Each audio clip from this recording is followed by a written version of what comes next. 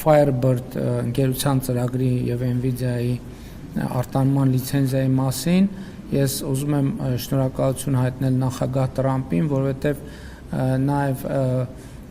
իհարկե այդ ծրագիրը իրականացվում է Վաշինգտոնում օգոստոսի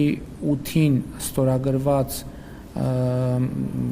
մտադրությունների հուշագրի տրամաբանության մեջ եւ նաեւ ես վերջերս առիթ ունեցա նախագահ Տրամփի հետ խոսել այդ թեմայով, որպեսզի ընթացակարգերի հետ կապված որոշակի մտահոգություններ ունեին ներդրողները եւ ուրախ եմ եւ շնորհակալ եմ, որ Սպիտակ տունը պատշաճ եւ շատ արագ արձագանքեց եւ այդ ծրագիրը արդեն ըստ էության վստահաբար ներդրումային ծրագիրը կյանքի կկոչվի։ Ինչ վերաբերում է հիբրիդային եւ շնորհավորում եմ